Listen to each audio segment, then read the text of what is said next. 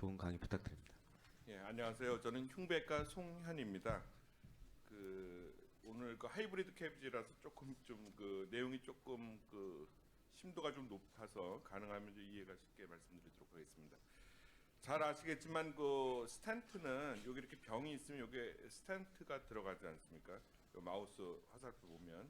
근데 병이 꼭 여기만 있는 건 아니죠. 요 밑에도 이렇게 옵스트럭션을 일으키지 않지만 여기 플라크 같은 게 있을 수가 있습니다.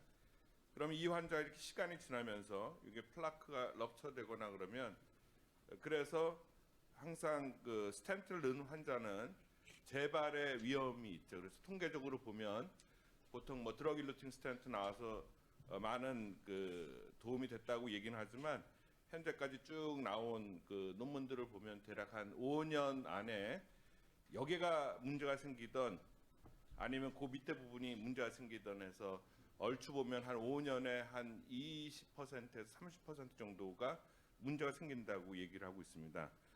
그런데 코로너리 아트리 바이패스 캐비지는 요게 이제 서브클레비안 아터리에서 인터널 만마리 아터리가 나오는 걸 여기다 이렇게 이어준다고 가정을 하면 요게 위험도가 있는 부위를 다 지나고 나서 이어주게 되죠.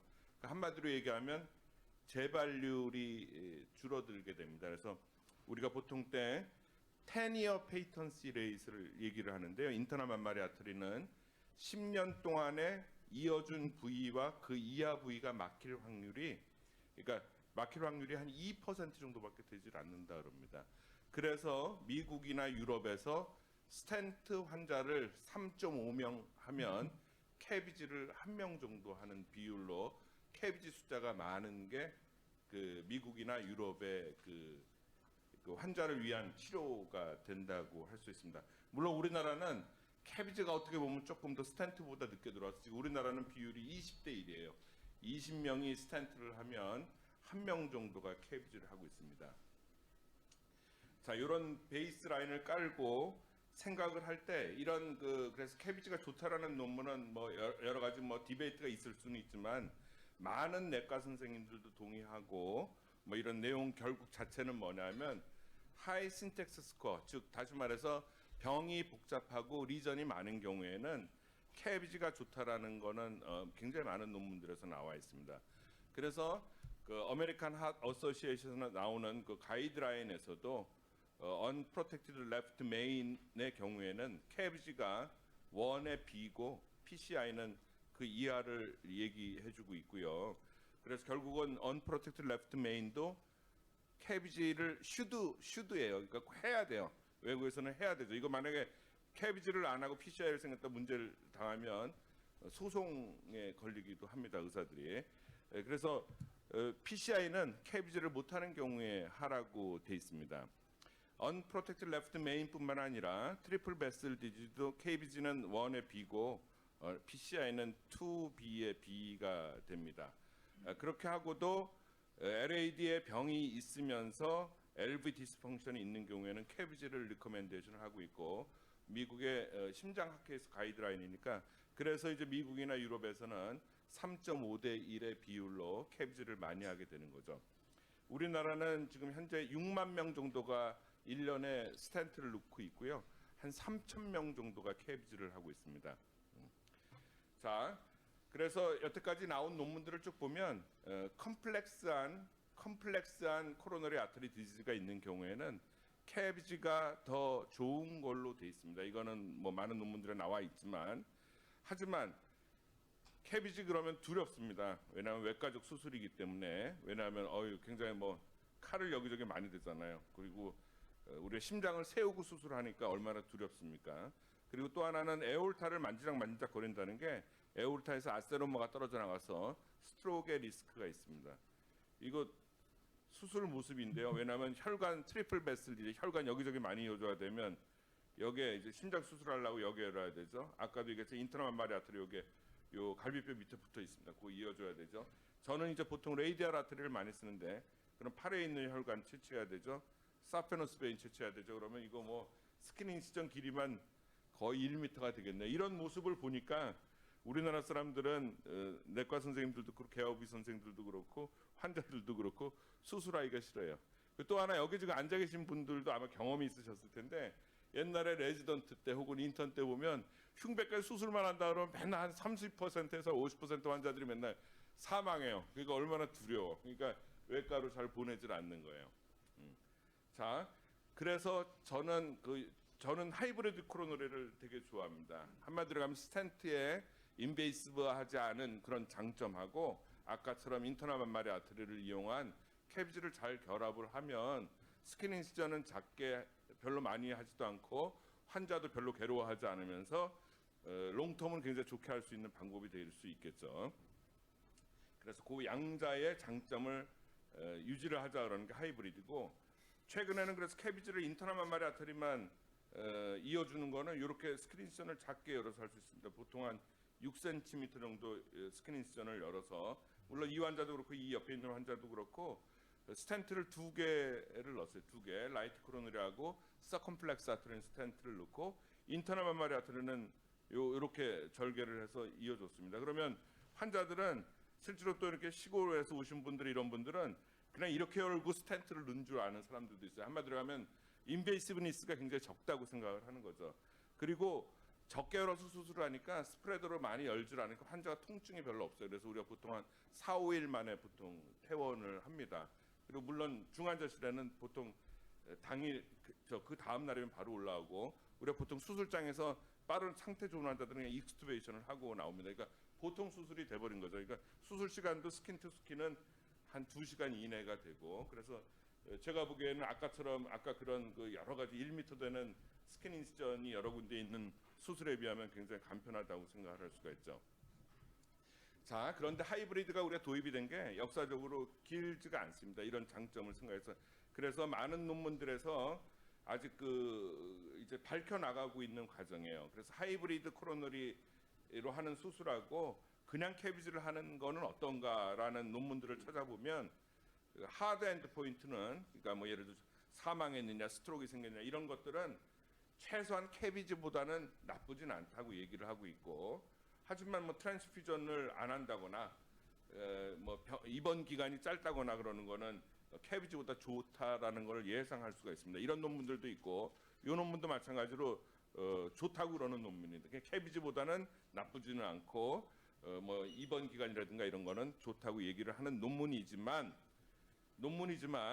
하이브리드 캐비지 역시 스텐트를 1개 내지 2개를 넣기 때문에 아까도 얘기한 스텐트를 넣어서 한 5년에 재협착 혹은 그 이하 부위에 다른 리전이 생기는 확률이 20에서 30%가 되니까 그것 때문에 캐비지보다 성적이 나쁘다라는 논문들이 많이 있습니다. 그래서 뭐 플러스 트랜스퓨전 같은 건 적게 하지만 올 리피트 리바스큘라리제이션 레이스는 그냥 우리가 유저란 캐비지보다 하이브리드가 성적이 더 나쁘다라는 논문이 있습니다.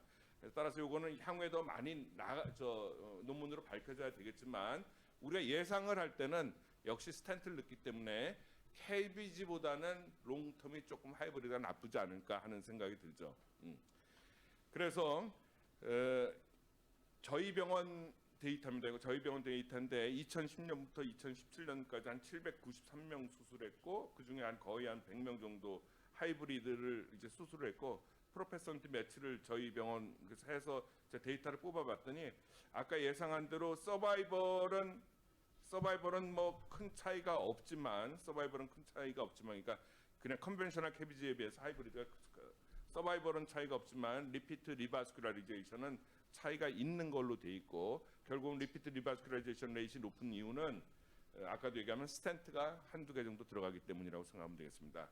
그래서 결론적으로 말씀드리면 월드 시리즈라고 생각하면 결국에 환자의 롱텀만 생각을 할 때는 캐비지가 완승입니다. 어떻게 보면 캐비지가 완승이고, 그러니까 제가 컴플렉스 PCI하고 비교를 했을 때는 캐비지가 완승이고, 캐비지하고 하이브리드하고 비교했을 때도 사실은 롱텀만 얘기했을 때는 우리가 컨벤셔널 캐비지가 더 좋다고 생각하면 되겠습니다. 하지만 하이브리드하고 컴플렉스 PCI하고는 이게 마치 패자부활전 같은 느낌이 들지만 어느 게 더 좋은지에 대한 논문은 지금까지 많이 나온 게 없고, 1~2개 정도 나온 게 있습니다. 1~2개 정도 나온 게 있는데, 보면 이것도 예상 가능한 게 아까도 얘기했지만 인터나 만마리 아트리를 LAD에다 이어주기 때문에 아마도 그냥 상식적으로도 생각할 때 컴플렉스 PCI, 여러 PCI를 여러 개를 한 환자한테 넣는 것보다는 아까도 얘기했지만 우리가 예측할 수 있는 게 여러 가지가 있을 수가 있지만 결론적으로는 리피트 리바스큘라리제이션 레이시라든지 롱텀으로 데이터를 자료를 축적을 하면 하이브리드가 PCI보다는 좋을 가능성이 있는 것이고 그거에 대한 논문으로 결과가 나온 것입니다. 아까 장기욱 선생님이 보여준 환자입니다. 이 환자 똑같은 환자를 우연찮게 뽑았는데 57세인데 57세면 저하고 나이도 비슷한데 보면 3년 전에 지금처럼 그 스텐트를 넣었죠. 그랬는데 아까처럼 목 수술을 하다가 어레스트가 왔어요. 그래서 아까 환자 결국 사망했죠. 57세 환자가 사망을 했고 보시다시피 장기욱 선생님 환자 보시다시피 여기 스럼보스가 생겼어요. 근데 이 환자가 만약에 아까 같은 개념으로 하이브리드를 왜냐하면 환자 나이가 젊기 때문에 하이브리드로 만약에 환자를 치료를 했다고 생각해 보십시오. 그러면 실제로는 이런 환자는 성모병원에 왔지만 굉장히 많은 스텐트 환자들은 여러 병원에서 척추 수술도 받고 뭐 맹장 수술도 받고 그러거든요. 굉장히 젊은 나이잖아요. 그래서 제가 생각하기에는 서바이벌을 좀 오래 살아야 되는 환자, 그러니까 젊은 사람들, 특히 60세 미만 이런 사람들은 적극적으로 캐비지, 적극적으로 하이브리드, 최소한 하이브리드를 해서 저는 리마, 레프트 인트라 만마리 아트리를 LA대에 유주는 거를 생명선이라고 부르는데 최소한 생명선이 유지가 되고 있으면 이 환자도 라이트 코로 LAD가 만약에 저 캐비지를 해서 살고 있고 라이트 코로너리만 스롬보시스가 생겼다 그러면 최소한 환자는 사망하진 않았을 거거든요. 그래서 우리가 젊은 사람이거나 자기는 나이가 한 70세라도 한 20년은 거뜬하게 살 수 있을 것 같다 그러면은 병이 있을 때 하이브리드를 선택을 하면 제가 보기에 예후가 좋을 걸로 예상이 됩니다. 그래서 캐비지하고 하이브리드하고 PCI 세 개를 다 같이 비교한 논문은 특히 더 없습니다. 한두 개 정도밖에 없는데 결국은 여기서도 보면 지금처럼 예측 가능한 거는 뭐냐면 PCI하고 캐비지하고 하이브리드가 있을 때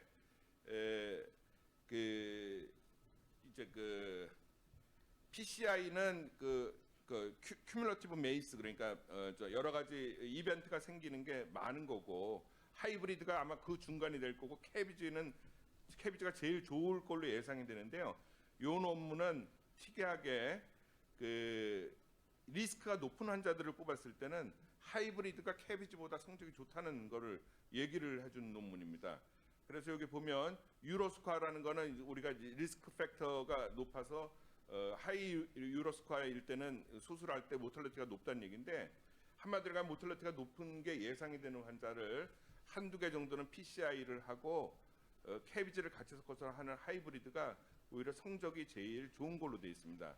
즉 다시 말해서 OP 리스크가 큰 환자는 하이브리드를 캐비지보다 더 적극적으로 적용을 하면 환자한테 제일 좋다라는 것을 알 수가 있습니다. 병이 많았을 때 신텍스 스코어가 높았을 때는 리전이 여기저기 많아서 신텍스 스코어가 높았을 때는 PCI보다는 캐비지를 하는 게 더 좋게 되겠죠. 그래서 결론적으로 말씀드리면 하이브리드 캐비지하고 컴플렉스 PCI인 경우는 이렇게 정리를 해볼 수가 있습니다.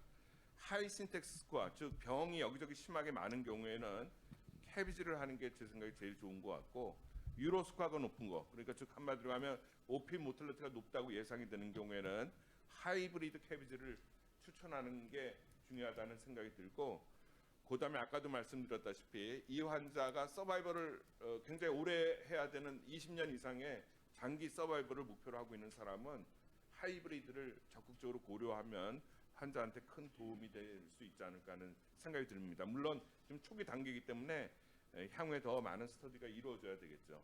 예, 감사합니다.